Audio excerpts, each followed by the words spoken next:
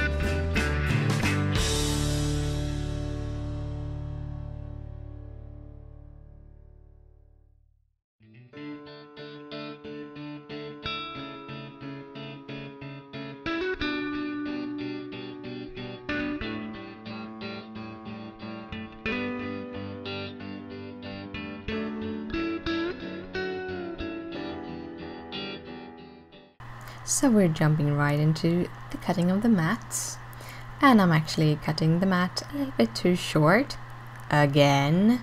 Yeah, I should really count twice and cut once or something, but it doesn't really matter because I'm going to put one of the mats on the inside, so I decided to just roll with it and just make my inside mat 1/8 of an inch smaller.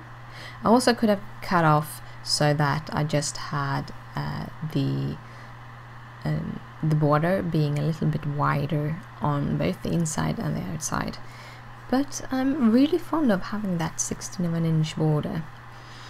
And when I cut my pieces, I always cut my paper 1/8 of an inch smaller than I cut my mat, because that will leave a 16 of an inch border around it.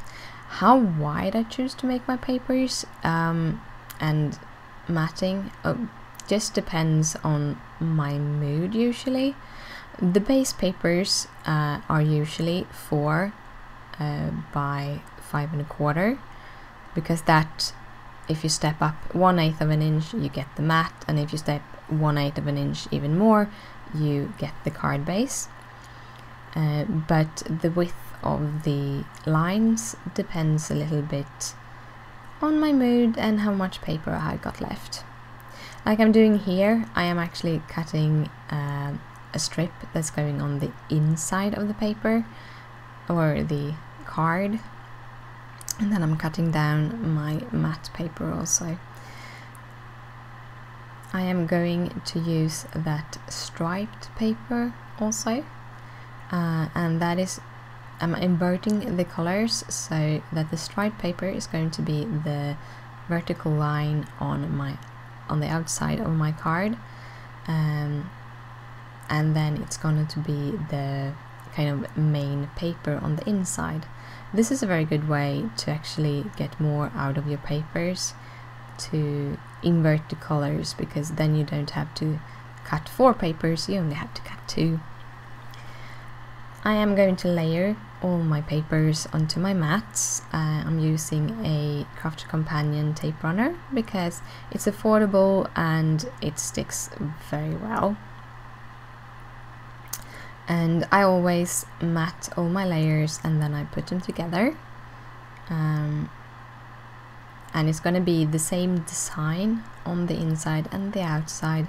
I'm just inverting them. And look how awesome that paper was on the back side. Sometimes very hard to choose paper, especially when they're double-sided. We are going to have a sentiment also. I'm using a stamp set from Simons & Stamp called Lots of Thanks, and I'm stamping it with Versamark ink on a pad and paper from the same paper pad.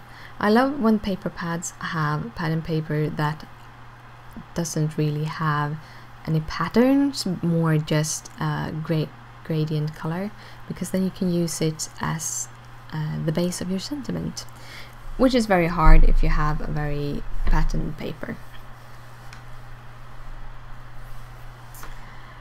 And then I'm cutting this down and I'm trying to put the middle of the sentiment at 2 inches, because this is going to be 4 inches wide, and then I cut it from either side.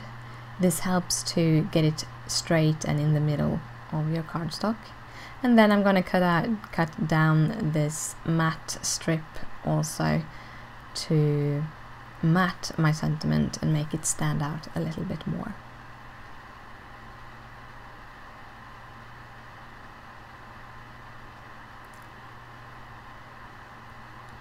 I'm putting my sentiment straight down on the card, not on any foams, because her dress is going to overlap that sentiment a little bit, and I don't want the card to be too bulky.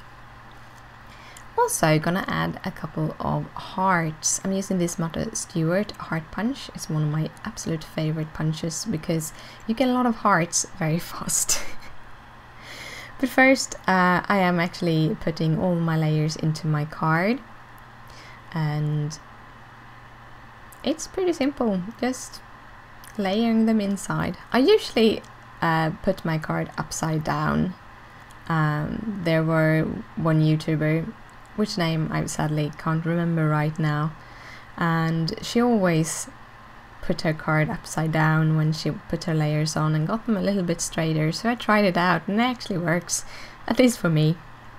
I used some 3M Scotch foam tape to put some dimension on the character to get a natural shadow underneath her.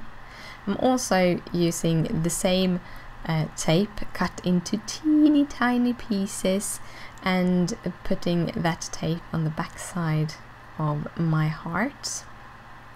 It works really good to put to get extra dimension on your small pieces too.